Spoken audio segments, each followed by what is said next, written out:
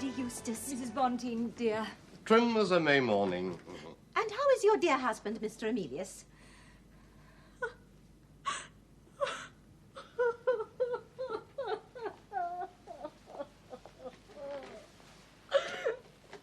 Do forgive me. My dear husband, the Reverend Emilius, is an odious hypocrite who does nothing but loaf around the house all day, guzzling and sipping and nuzzling. Nothing but guzzling and sipping and nuzzling? Except when he decides to go out and spend a great deal of my money. He is prodigal of your money. Oh, throws it about by the bucketful. But surely, my dear, you can stop that. You kept your property to yourself when you married him. You once told me how the lawyers arranged it. Mr. Emilius has ways and means. He is a very strong man, and quite without chivalry. Just you look here. My dear. Oh. In fact, to give him money is the only way to be rid of him for a while. I mean, I pay for his absence as I might hire a cab by the hour, and the rate increases every week. Well, there is only one thing for it, Lady Eustace. You must refuse to give him money.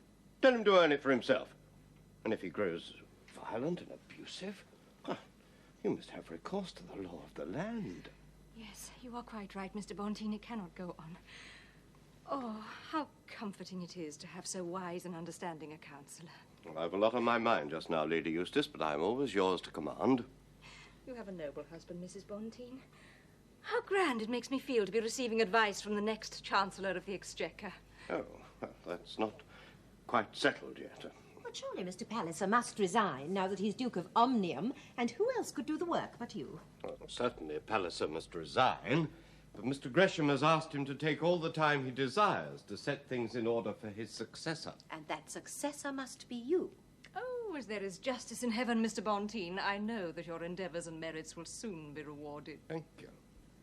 In the meantime, I rather think the Palliser, or Omnium, as we must call him now, will be in no hurry to finish off his work and go. Oh, these high and mighty people with titles are all the same. Oh, no offence meant, Lady Eustace. None taken, Mrs. Bonteen. Some people never know how to yield things up gracefully. My dear lady, you must refuse to give your husband any more money. And if you need help, I am here and at your service. Marie? Oh, my dear. Oh, thank you. Beautiful. Ah, over here. Well, you've settled down again, I see. Oh, I don't know about settle down, my dear. After so much time at matching, I'm almost homesick for it. And yet I didn't think we could have watched him dying much longer. No. No, his time had come. The Duke is dead. Long live the new Duchess. The new Duchess already has her problems, Marie. Have you ever heard of Miss Adelaide Palliser? Some sort of cousin? Second, third, fourth, oh, I can't work it out. But undeniably a cousin and an orphan, like myself, to boot. Well, until now she's lived in the country with some people of her mother's. Mm-hmm. But they feel it's time that she was launched in the world. Plantagenet says the Pallisers must do their part. So we'll have her to stay with us in London. Very generous of the Duke. Oh, yes, very generous, considering it'll be me that'll have the handling of her. Oh, well, she's a nice enough girl in her way. Distinctly bucolic in her taste, you know, all mud, straw and horses. The thing is, I just don't know how she'll fit in. She's too young for me, she's too old for the boys, and she's much too poor to be let loose in the shops. So, how am I to amuse her? Get her married. Bless you, Marie, exactly what I thought. But to whom? Please name some eligible bachelors with whom she can fall in love. Oh. Dolly Longstyle? Swas your years, Marie. Dolly's much too happy sitting at the club. We don't want him cluttered up with a wife. Ah, I know. Phineas Finn. Marie, we both know your plans for Mr. Finn.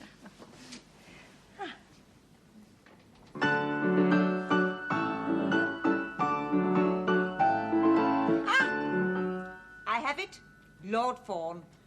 Lord Fawn? Yes, Lord Fawn. Title, but nothing excessive. Oh, jilted Lizzie Eustace, of course. Then she did ask for it. Minor political office to keep him from getting under her feet all day long. Not handsome, but perfectly wholesome. Well, at least he's got 2 arms, 2 legs and a head. And he's looking for a wife. You remember he came courting me not so long ago. So there we have it, a jolly, thriving wooer for 5th cousin Adelaide. Oh,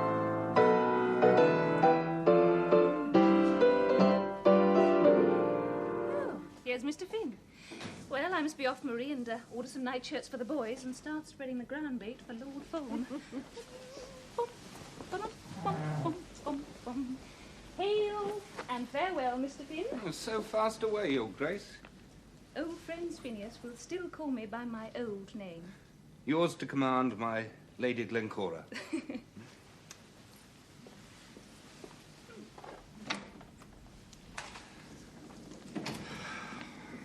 So, the Duke has gone at last, Madame Max. Yes, I shall miss him sorely, Mr. Finn. But I will not grieve for him. His last words were, I hope for nothing, but I fear for nothing either. He was not troubled. I wish I could say the same for you, Mr. Finn. There are shadows round your eyes I don't remember seeing there before. I have my troubles. There's a journalist called Slide making scandal about the Kennedys and myself. I can't afford to be attacked like this, Madame Max. The party has shown me little enough kindness since my return, but with this business of Kennedy and his wife, I shall be altogether an outlaw. You have been away in Ireland for so long, Mr. Finn, you cannot reasonably expect to take up again where you left off. I could reasonably expect to be considered. Doubtless you are. No. Now that Mr. Palliser goes to the upper house as the Duke, he must be replaced at the Exchequer. And while Mr. Gresham is managing this big change, he's also making some smaller ones. But in all this, Madame Max, I've yet to hear the slightest indication that anything is to be done for me. You will hear nothing until it is settled, Mr. Finn. In a day or two, there's to be a meeting of selected Liberal supporters. A meeting important enough for Mr. Palliser to overlook the conventions of mourning and give it room in his own London house. But, Madame Max, I have not been invited to attend. I didn't even know the meeting was being held till I heard it as an item of casual gossip from Dolly Longstaff. Well, never mind, Mr. Finn. You may well find you have more friends in the Duke of Omnium's house than you know of.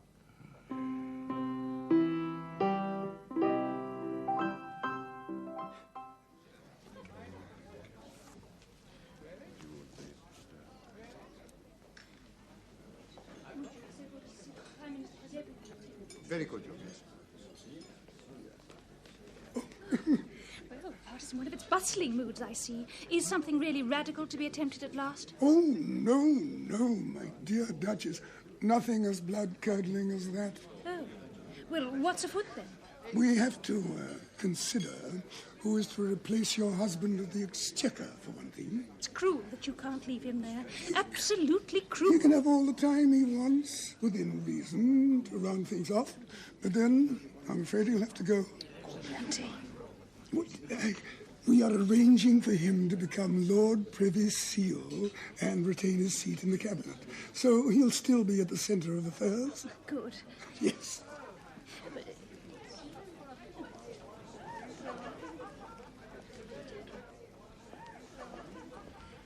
Lord Fawn? Oh, Duchess. I have something rather good to put in your way. I've no time to tell you now, but do come to my boudoir before you go home. Good boudoir, Duchess. Any of the servants will show you the way. In the light of what you say, Duke, perhaps we'd better speak with Bonteen. Oh, certainly, Prime Minister. I would just like a word with St. Bungay. I hope you have everything you need for your confabulations, Prime Minister. Duchess? Well, I must make myself scarce. You're very kind, Duchess.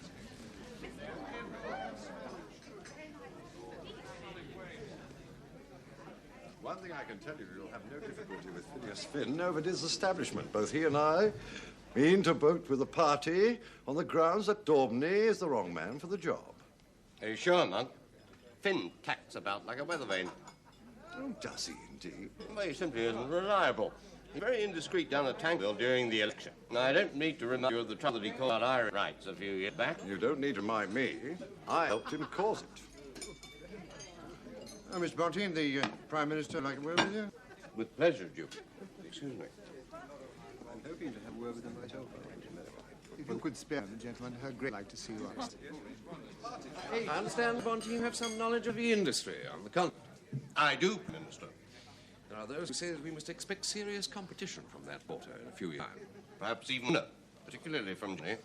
And they must not forget. No more trouble with the Yanks? Well, since their civil war ended, they've recovered and developed very fast. So, expand a little, Mr. Bonteen. It's my considered the Prime Minister. Gentlemen. Tell me at once, what are the planning committee? Not very much, Lady Anne. Hope not. Why do you both dislike him so much? Well, there are worse men, the Bonteen. My book. Oh, no, mine. Now, why can't you do something for that nice Mr. Finn? A much better choice. Well, quite frankly, Lady Glenn, Finn ain't been the right kind of form, does he? Well, it ain't the right kind of form to go and get talked about as a married woman lover. Don't be such a woman, Barrington. I don't think I should be cast aside just because of that. It happens every day. Yes, but it does the newspapers every day, like Finn's affair has. And always talk of pistols. That's no good either. It's time Finn grew up, Lady Glenn. Well, all I can say is cry God for Finn's, and heaven preserve us from his teen. Amen to that. And we shall have to appoint a new chancellor. Just who else is there? Bonteen doing excellent work at the Board of Trade. Trade? If you're going to use words like that here, Barrington, you are no friend of mine. Do come in and sit down, Lord Fawn. Well, you see, we can talk some more, Mr. Monk. Hey-ho.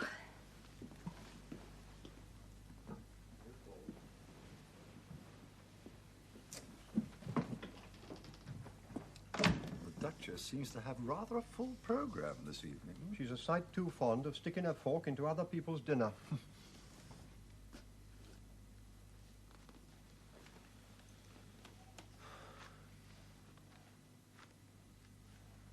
Well, Duchess, here I am. Yes, here you are, Lord Fawn.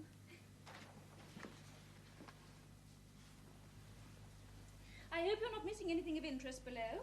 Oh, if there were anything of interest, no one would bother to tell me. Oh, come, Lord Fawn, your very presence at today's meeting marks you out as one in whom other men bestow great trust, as indeed I'm going to do now. A matter of some delicacy, you understand. I'm afraid I don't understand anything, not yet. Lord Fawn, my husband has a cousin called Adelaide Palliser, and she's coming to London in a day or two, and I think that you should meet her. Why should you think that? Well, you might just happen to take to her. I'm afraid none of the ladies I meet ever seem to take to me. Ah, but Adelaide has been very narrowly brought up in the country, and she might be agreeably flattered by the attentions of a cultivated man of the world, distinguished politician, like yourself. Oh, she might. She might. Might she? Yes. After all, Lord Fawn, you must be married sometime, otherwise there'll be no heir for Fawn Court. Oh, the way things are looking, there'll be no Fawn Court either. Yes, I was just coming to that side of things. Now, Adelaide Palliser has no money of her own. I might have known it. But were she to marry a man of whom my husband and I approve, a great deal could be done for him indirectly. Need I say more? Well, yes. I mean, is she good breeding stock? Oh, Lord Fawn. Oh, well, you yourself, Duchess, mentioned an heir. You see, well, what I have to be sure of is that her branch of the Pallisers doesn't breed too many girls. You see, I have 7 sisters, all eating my house down already. Well, all I can say is, Lord Fawn, that with the Pallisers, the boys are boys and the girls are girls, if you take my meaning. I see. Well, I don't seem to have done myself very much good trying to marry rich women, so I might as well have a shot at a poor one. And if even she won't have me, then I'll really know I'm no good. Oh, come, Lord Fawn, a little more elan, don't you think? If you're going to win this young girl's heart, you need to brace yourself up. Come to dinner on Tuesday, ready to sweep Adelaide clean off her feet.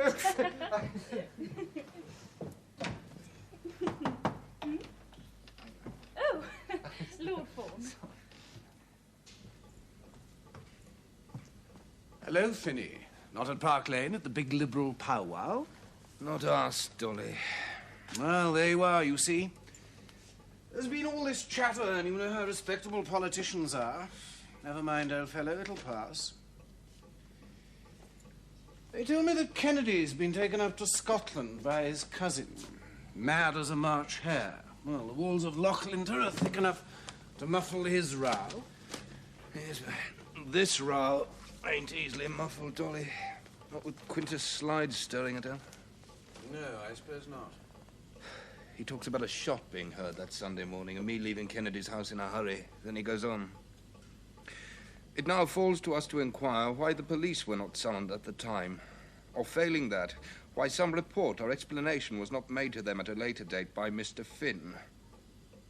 We now pose this question.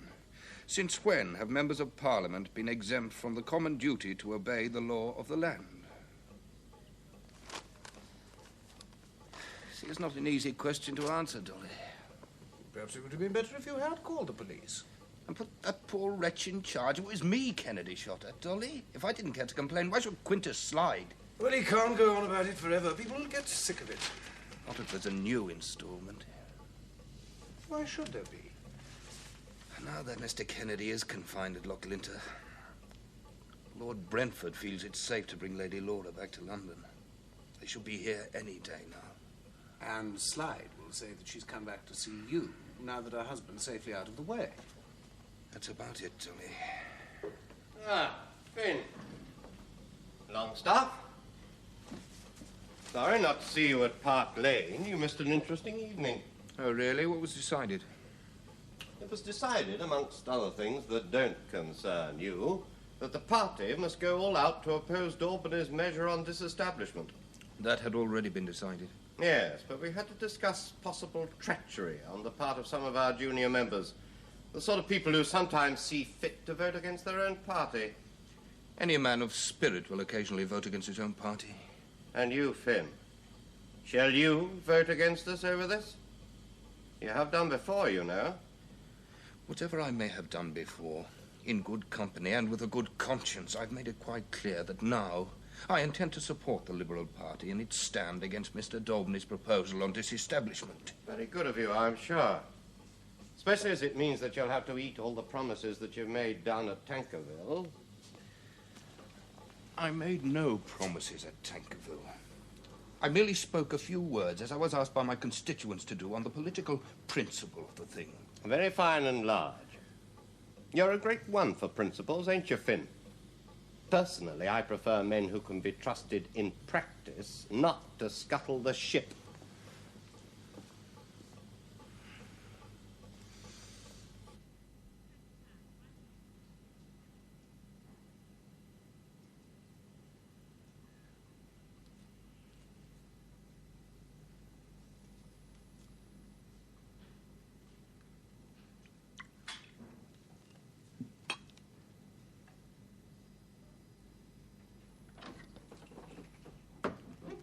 My dear. Sampling the pleasures of the vine, I see. You know, I've no objection to you drinking in the drawing room. It's friendlier with two.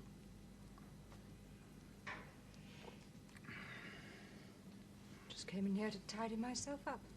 And I have something else for you to tidy up. It's a little affair.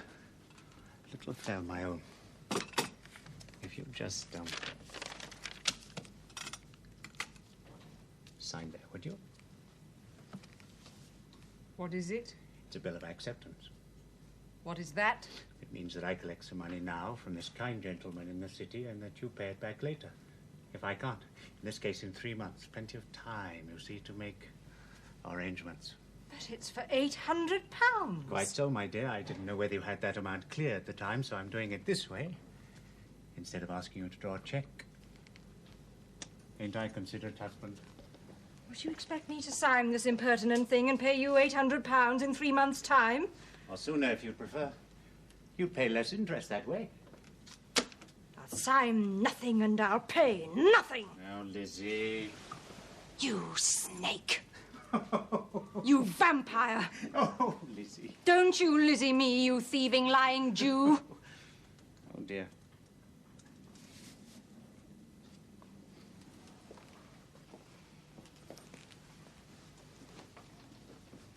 That's no way to talk to a clergyman in the Church of England. I should just have to leave you alone to reflect quietly about your marital duties. Another drink. I put you in a better temper. Oh, you're down to the dregs, my dear. So, don't stay too long repenting.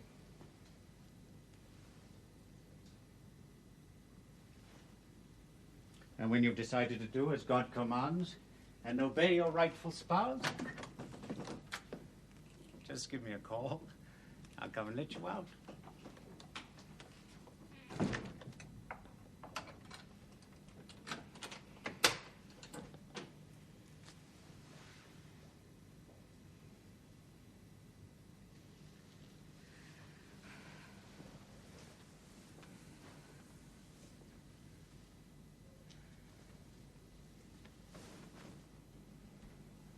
So, one thing and another, Madam Max. I'm beginning to feel I've no friends left in London. Except you. And you won't have me much longer, Mr. Finn, if you carry on whining like that. Surely you are too much of a man to crumple up just because the People's Banner is attacking you? It's not just the banner. It's Bonteen. I hate him from the bottom of my heart, and he hates me. For some reason, he has now become a man who is listened to, so from now on I shall never achieve office except over his dead body.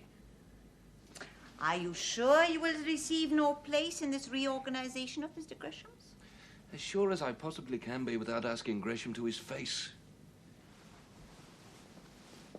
Now, Madam Max, either I must have office or I must go under before very long. You yourself took that chance when you chose to return, Mr. Finn. You cannot expect special treatment. I expect only my deserts. If every man got those, Mr. Finn, we are reliably informed on the best authority that no man should scape whipping. However, as I have told you before, there are those who feel you deserve better than the birch. So, do not give up hope yet.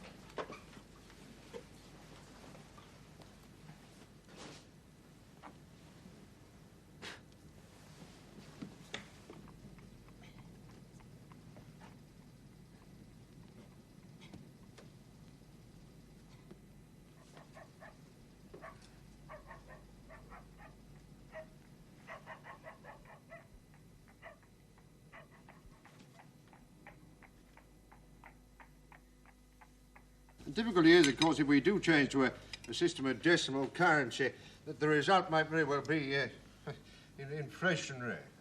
Oh, yes, indeed. And in which case, those with the resources get richer. And those without would get poorer than ever, I suppose. Well, yes, exactly. Tell me, Adelaide, what do you think in your part of the country about my husband's efforts for the tenpenny shilling? Oh, it don't make no odds where I come from. We're still pretty much on the barter system. Oh, but you must have followed His Grace's progress in this matter. We're too busy following foxes. Well, I think this is more important than foxes. Let me try to explain this to you. If we have 20 shillings in the pound, now that, of course, is as it is at present. You know. But then if you have 10 pennies in the shilling, and 5 farthings in the penny, then instead of 960 of them, you've got exactly 1,000 in the pound. We once had such an amusing game trying to think up new names for the farthing. What's wrong with farthing? Well, it's a fourth part, you see. The new term must mean a fifth part, you see, because they would now all be a fifth part of the new penny. Yes. You see, we thought of quints, pals, Pallisers. But one can hardly say, buy my lovely cockles, 2 pints for 3 Pallisers, or here's 2 pals to buy yourself a lollipop, or dead drunk on 4 Pallisers.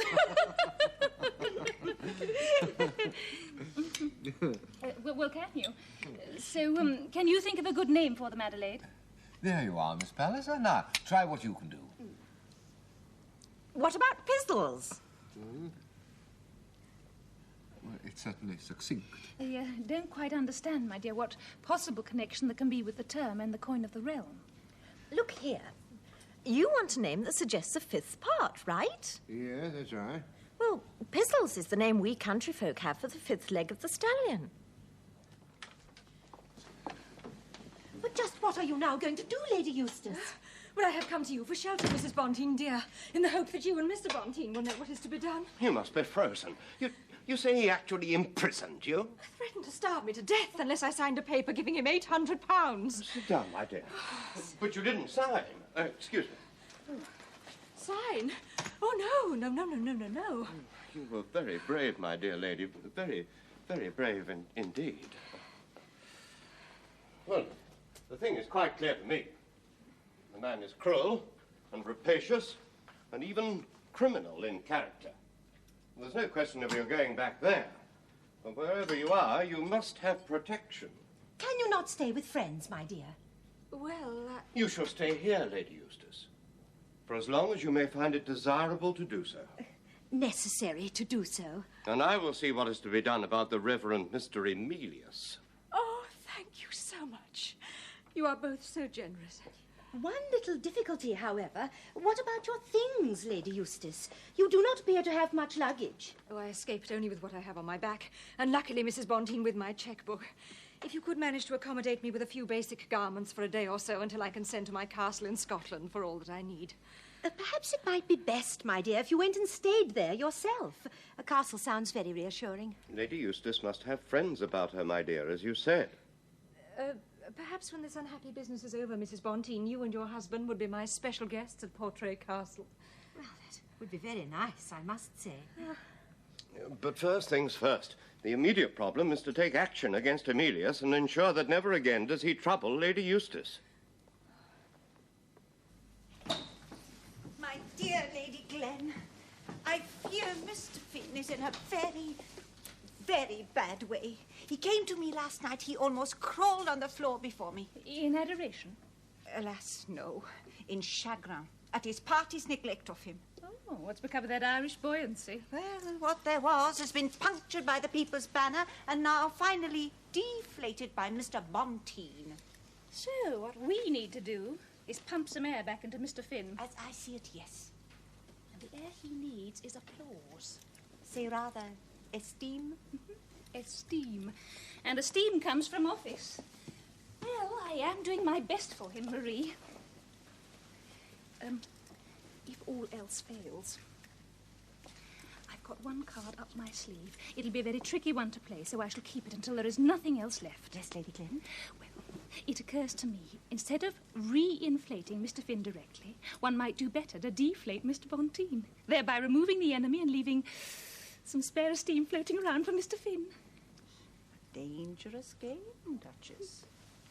I had thought that from now onwards you are going to eschew all such mischief. To talk in a man's favour or disfavour is one thing. Plotting Lady Glen is another. Well, one can't give up all one's dear old habits straight away. Isn't it pretty, Marie? Your Grace. Does it sit heavily on your head, Glencora? No. No, they make lighter ones for women. The only trouble is one can hardly ever wear it. So it wouldn't be fair, would it, Marie? If I were deprived of all my other amusements, merely for this?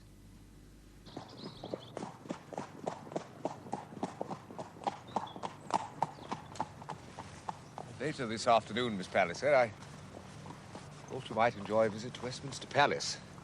I have some purchase there. I could show you around a bit. I think I'd sooner stay here, Lord Fawn. Feel more at home. Ah, what a beauty.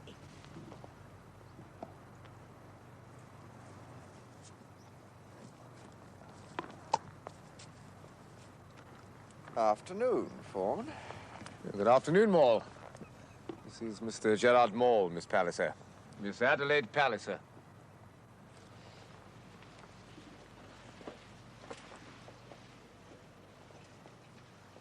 You must be very pleased with him, Mr. Maule. I am, rather. I got him cheap from a fellow who had to get out in a hurry. But he's badly under-exercised. He shouldn't be. I come out on him whenever I can spare the time. A young horse needs regular exercise, Mr. Maule. Not just to be trotted out when you happen to fancy. I do my best for him, but it ain't always convenient. Then you ain't doing your best for him. A man must suit himself as well as his horse, Miss Palliser. Good afternoon to you. Afternoon, Fawn. Who is that young man? I told you when I introduced him, Mr. Gerard Maule. Yes, I know, but what kind of man? What does he do? He's the kind of man he sounded like, and he does absolutely nothing. He don't even ride his horse regular. Of course he doesn't. He's never up before 12, and he only rides in the afternoon, when he has no more mischievous engagement. Now, Miss Palliser, about Westminster Palace. One afternoon next week, perhaps. I'm not sure, Lord Fawn. I have an idea that my afternoons next week are all taken up.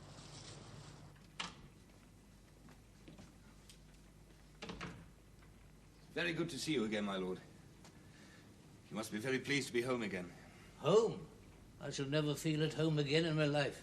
Well, you shall go down to Brentford, shall you not? Oh, Brentford will be as bad as this. Why not go to Lord Chiltern at Harrington? That's a comfortable house. I hate horses and dogs. I won't go there. I hope Lady Laura is well. No, she's not. How should she be well? She'll be down here directly. She's just getting herself up. I suppose that husband of hers really is mad. It would appear so. He tried to shoot you, didn't he? And very nearly succeeded. Well, what do we do now? The lawyers say that if Laura tries for a separation, all this must come out. Well, that need not matter on my account. It's all widely enough known already. He keeps all her money. You know that? £40,000, all for nothing.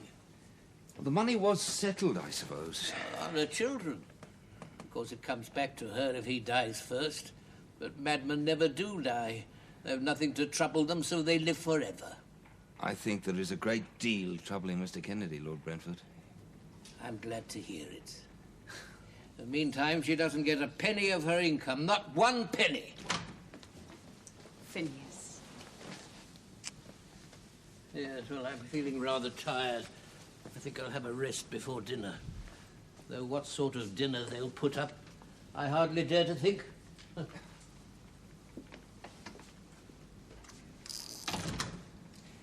So, these are stirring times, I hear. Mr. Palliser, a duke, and soon to be banished from the Exchequer. Are there other changes? Yes, Lord Cantrip is to go higher, and Legg Wilson, and possibly Sir Harry Coldfoot. And you, Phineas? I fancy Laura... Indeed, to tell the truth at once, I know they do not intend to do anything for me. Who has said so? Nobody ever says things of that kind, but one knows. Well, never mind all that, Laura. I'd much rather hear about you. There's little to hear about us. Our lives turn on dreary letters from lawyers about separation and money. Perhaps we should have stayed in Dresden. Indeed, I should have made Papa stay had it not been for one thing. You will be true, won't you, Phineas? We shall have few friends in London, Papa and I. We look to you to bring us the news every day from the house. The way things are with me, Lady Laura, I shall know as much as you may read in your newspaper.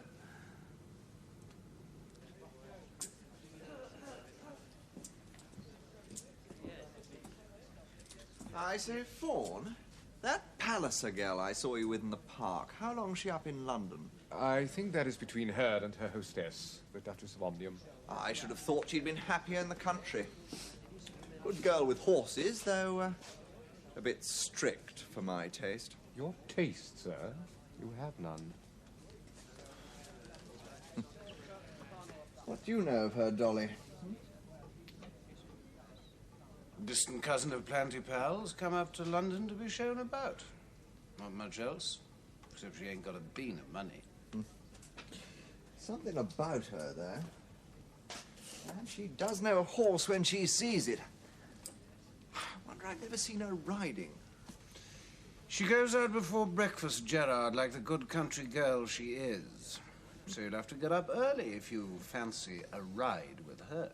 I never fancy a ride with anyone till after I've had my lunch. And I'm not going to change my habits, Dolly, just for a penniless Palliser.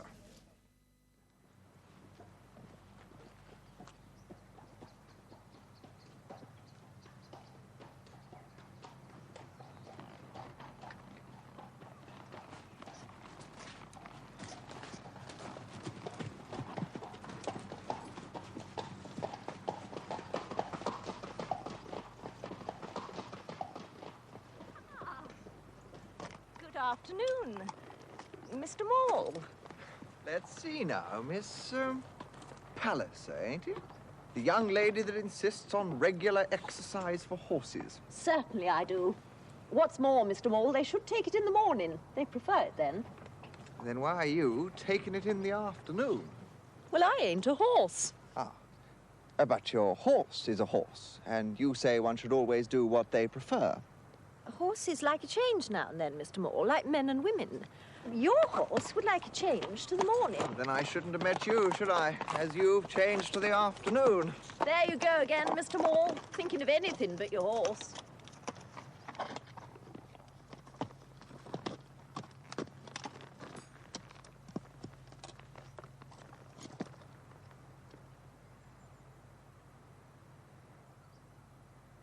As it happens, I was thinking of you, Miss Palliser. So, if you will tell me what time will suit your horse for the future, I'll see whether it mightn't suit mine as well. Hmm?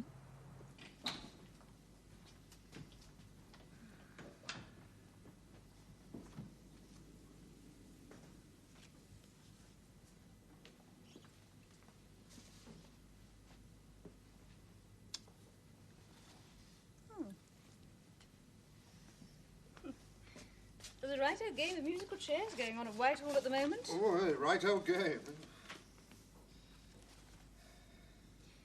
Plenty. Could you oblige me by asking the Prime Minister if he could find a post for Mr. Finn? My dear, I never interfere. That's what everyone says, and everyone interferes, otherwise nothing would ever be settled. But we're not asking for anything spectacular. Just a junior office. I know there are plenty vacant. Well, I don't think that Mr. Gresham is altogether trusts Mr. Finn at the moment. But you trust him, Plantagenet? Well, yes, I'd like to do something for him. I shall certainly say as much to Mr. Gresham. Good. Let me tell you as it is, that I know very well what will happen then. Mr. Gresham will almost certainly consult Mr. Bonteen. Then he'll consult a very disagreeable man. He's been a great help to me over decimal coinage. We may very well need him to go to the Exchequer. So, his wishes must be considered. If Mr. Bonteen is to be Chancellor of the Exchequer, I don't see why he should begrudge a minor post to Mr. Finn. Cora, I can promise you nothing. Now, no doubt one day Mr. Finn will come into his own. He's young, he must be patient, bide his time. He's poor and time is not on his side. I do not interfere.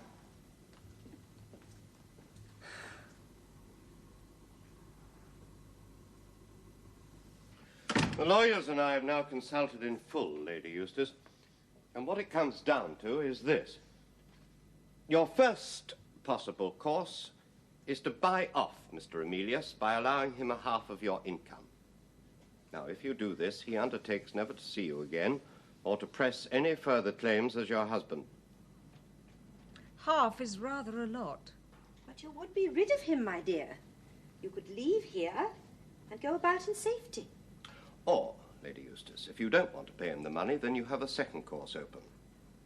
You can investigate the persistent rumors that he still has a first wife living in Prague. Now, you knew of these rumors, I think. Yes, but he denied them.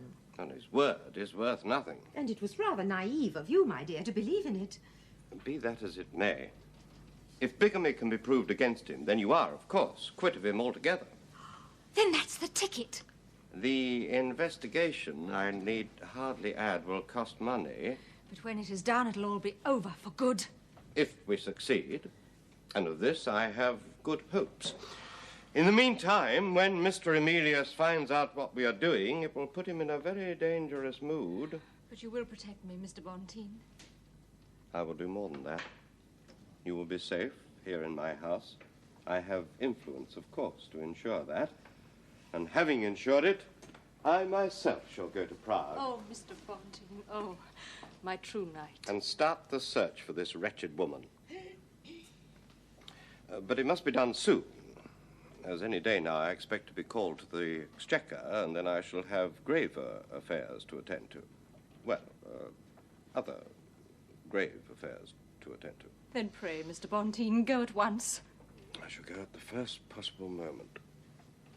But I must be here for the debate on disestablishment, and I shan't have time to fit in a visit to Prague before then, as I have a very important dinner with the Duke of Omnium and others next Wednesday. Important dinner?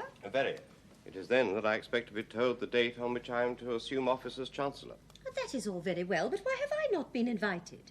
It's a political dinner, my dear. Besides, you must understand that it is not the custom in higher circles necessarily to invite wives with their husbands. Rather the reverse, in fact.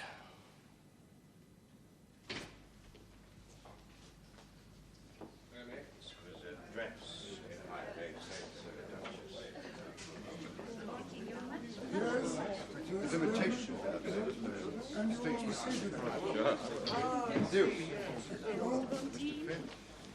Mr. Monk, I think one of the nice things about giving small dinner parties is one's not obliged to ask bores to make up the table. One need only ask one's friends. And we're all very honoured to be here, Duchess. You always sing so charmingly, Mr. Longstaff. Even if his song is in a different key later on at the Bear Garden. Shame. And no evening will be the same without Mr. Finn. Is that not so, Madame Goesler? Mr. Finn is one of the best listeners in London, Lady Glencora. And one who can speak to the point when he wishes, like all Irishmen. Though some Irishmen have a way of talking right round the point, eh, Finn? And the wrong point at that. I did not know that you were an expert on the Irish, Mr. Bonteen. Only on some. On those in the House, for example. And I fear we are not representative, Mr. Bonteen. Oh, but you are, Finn. The wretched state of your country makes that plain enough. Naughty words, Mr. Bonteen.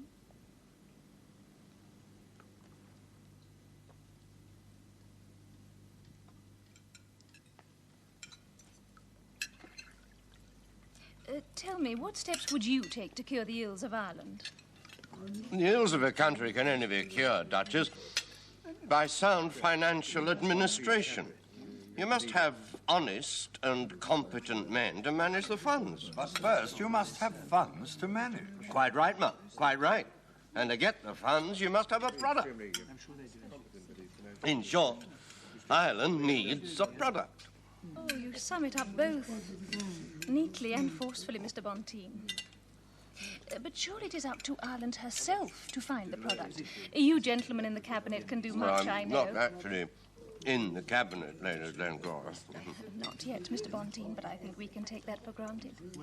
As I was saying, you gentlemen in the Cabinet can do much, but surely it is up to Ireland herself to find the product and to produce it. If we leave it to the Irish themselves, Lady Glen, then nothing will be done for 10,000 years. No, what I propose to do is this. I shall set up a special committee which will first consider in detail the economic affairs of Ireland and which will then consult with the Board of Trade. Now, this way we shall be able to determine what is best for the Irish and the best way of making them do it. Brilliant. Quite brilliant, Mr. Bonteen. But tell me, how will you get the Board of Trade to cooperate? Well, you forget, Lady Glencora, that I am the Board, thank you, of Trade. Very hard to do. At this moment, yes.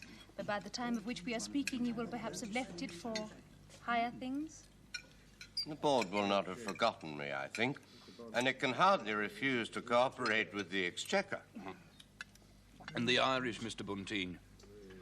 Are you sure they will cooperate? Well, it's up to people like you, Fawn. It's up to people like you, Finn, to see that they do.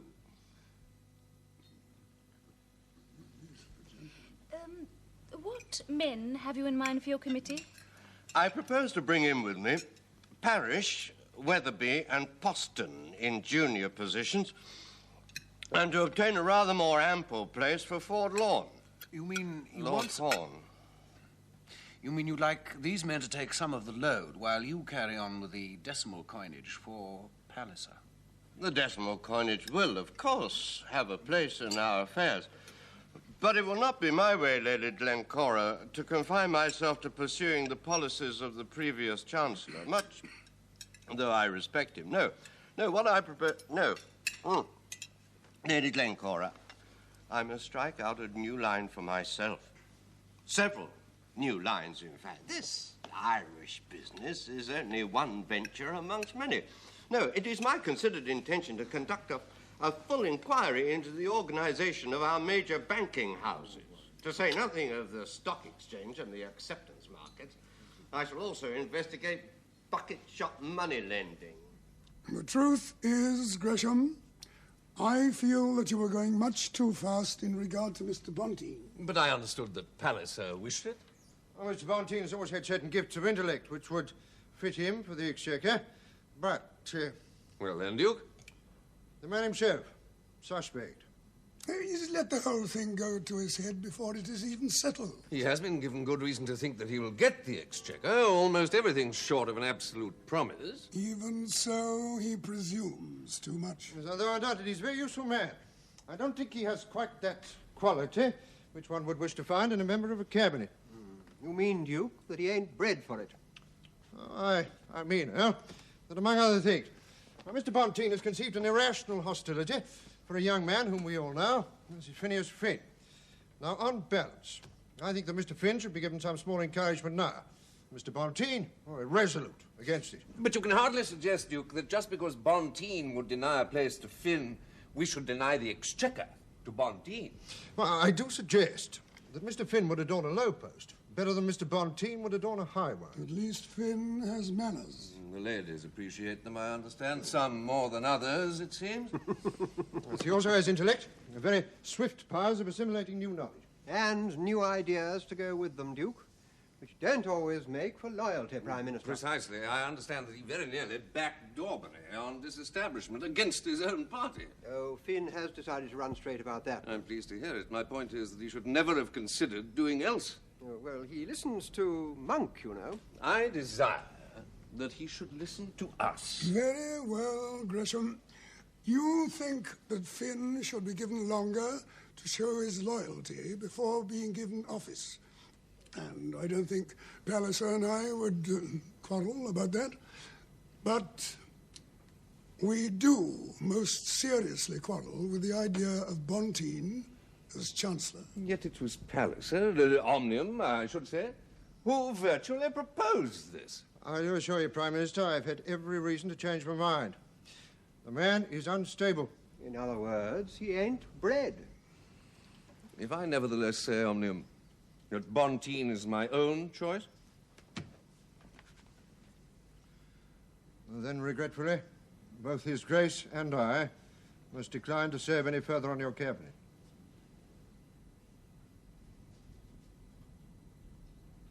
I see.